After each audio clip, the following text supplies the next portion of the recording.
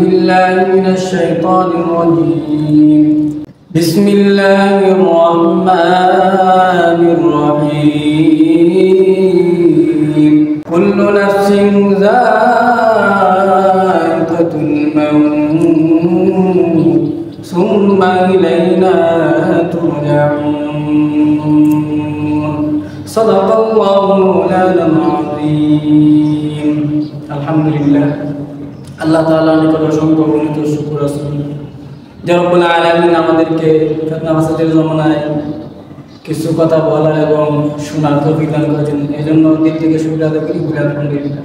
পৃথিবীর মধ্যে সমস্ত মানুষ ঐক্যবদ্ধ, সমস্ত মানুষ একটি বাক্য সবাই বিশ্বাস করে, সেটা হলো মাউত। দুনিয়ার সমস্ত মানুষ ইহুদি, খ্রিস্টান, নাসারা, বৌদ্ধ যারা আছে, পৃথিবীতে যত ধর্মের অবলম্বী আছে, সবাই একটি বাক্য সবাই বিশ্বাস করে, সেটা হলো মালাকুল মউত, মৃত্যুবরণ করতে হবে। এটা সবাই বিশ্বাস করে। আর বিশ্বাস করবেই না কেন? বিশ্বাস করতেই হবে। আমার মৃত্যুর পর আমি আমাকে দেখতেছি, সবাই একটা জিনিস বিশ্বাস করবে, মৃত্যুকে সবাই বিশ্বাস করবে। আমি আমার নিজের চোখে আমি দেখতেছি, দুনিয়াতে আসার সিরিয়াল আছে কিন্তু যাওয়ার কোনো সিরিয়াল নাই। আমার আগে আমার বাবা আসছে, আমার বাবার আগে আমার দাদা আসছে দুনিয়াতে, দাদার আগে পরদাদা আসছে। মানুষ দুনিয়াতে আসার সিরিয়াল আছে কিন্তু যাওয়ার সিরিয়াল নাই। দুনিয়ার মধ্যে যদি আমরা দেখতে পাই, দাদার আগে নাতিন দুনিয়া থেকে বিদায় হয়ে যায়, বাবার আগে সন্তান মৃত্যুবরণ করে, মায়ের আগে তার মেয়ে দুনিয়া থেকে বিদায় হয়ে যায়। এর চেয়ে সত্য আর দুনিয়ার মধ্যে কিছুই হতে পারে না।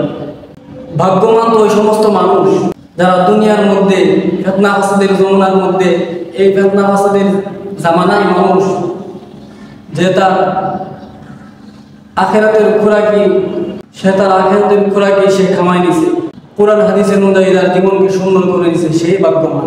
সবাইকে মৃত্যুবরণ করতে হবে। রব্বে কারীম কোরআন আয়াতের মধ্যে বলেন, কুল্লু নাফসিন যায়িকাতুল মাউত সুম্মা ইলাইনা তুরজাউন। রব্বে কারীম আয়াতের মধ্যে বলেন, সমস্ত মানুষকে মৃত্যুর স্বাদ ভোগ করতে হবে, তারপর আমি রব্বে কারীমের নিকট ফিরে যেতে হবে। দুনিয়ার সর্বপ্রথম মানুষ আদম আলাইহিস সালাম, তিনিও দুনিয়াতে থাকে নাই, অল্প সময়ের ভিতরে দুনিয়া থেকে বিদায় হয়ে গেছে। আদম আলাইহিস সালামের একটা সময় ছিল দুনিয়ার মধ্যে, অল্প সময়ের ভিতরে আদম আলাইহিস সালাম কতদিন বাঁচবে? একটা সময় ছিল যখন সময় শেষ হয়ে গেছে, দুনিয়া থেকে বিদায় হয়ে গেছে। এমনকি সমস্ত মানুষ দুনিয়া থেকে বিদায় হয়ে যাবে, কেউ থাকবে না দুনিয়াতে।